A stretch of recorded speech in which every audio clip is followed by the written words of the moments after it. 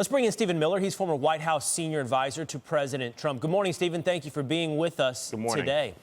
In the last couple of days, we've noticed that the Biden administration has begun to describe what's happening at the southern border as a normal seasonal surge, nothing greatly outpacing what happened under the Trump administration. That defies some firsthand accounts we're witnessing right there. And by the way, the numbers that we've seen. What's your reaction to this? Well, it's very stupid in politics to say something that will be disproven with data that's going to be released in a matter of days. And so at the end of the month, they're going to release the monthly border statistics, and what you're going to see is the largest number of unaccompanied minors apprehended since the data has been kept. Just to put this in perspective, during the unaccompanied minor surge that we all remember very well in 2014, right, that was the first year that people really came in large numbers as unaccompanied under the age of 18 illegally across our borders. For the whole year, the total was 68,000, just shy of 70,000, or about 190 people a day. Right now, they're apprehending in this age demographic between 600 and 800 people a day, more than 4 times what was happening in that terrible crisis that we remember in 2014. There's no precedent, not just in our country, I would argue there's no precedent in world history for a resettlement of young people illegally entering a country on this scale. And who's going to pay for it all? Who's going to provide the health care? Who's going to provide the education? Who's going to provide the housing? The answer is hardworking U.S. taxpayers who've just been through a global pandemic. Stephen, the Biden administration would say, well, this is in the name of humanity. This is in the name of a different approach than that harsh approach of the Trump administration. What do you say to their claims that, hey, this is okay, even though it's unprecedented, maybe they don't admit that, because we're being humane? Yeah, so let's take the example that was brought up at the press conference that Joe Biden did on Thursday.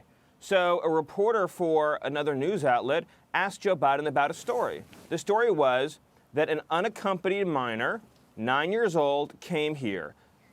The parents were back in their home country. Under Biden's administration, that child separation is being perpetuated. They will be resettled in the United States. They will be kept away from their parents. They will stay here indefinitely. They may go years, even longer, without ever seeing their parents again. That's Joe Biden's policy.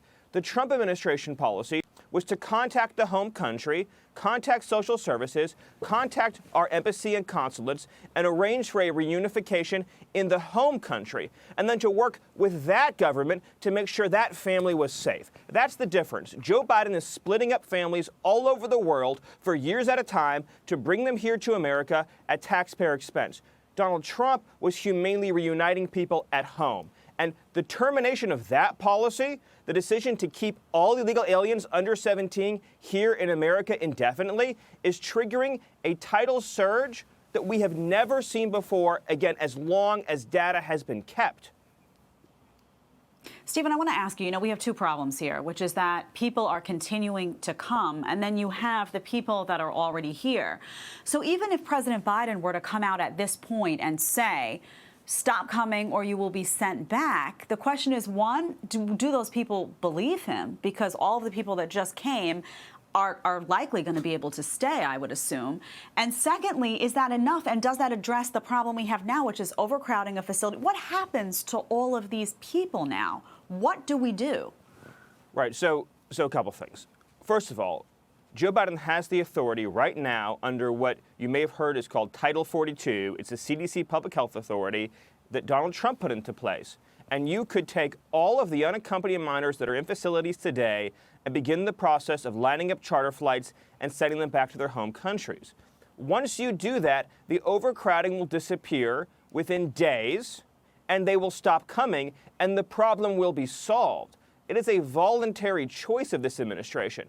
Secondly, to your point, the rhetoric is meaningless when it is contradicted by reality. And so the people that are getting in, not just minors, but thousands upon thousands of adults traveling with children as well are being released.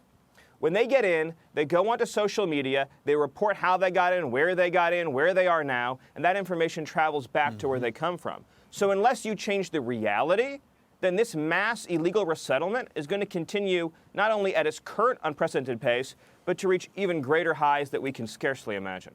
Stephen Miller, fascinating insight this morning. Thank you so much for getting up. Thank you for having me on. Thank you. Stephen.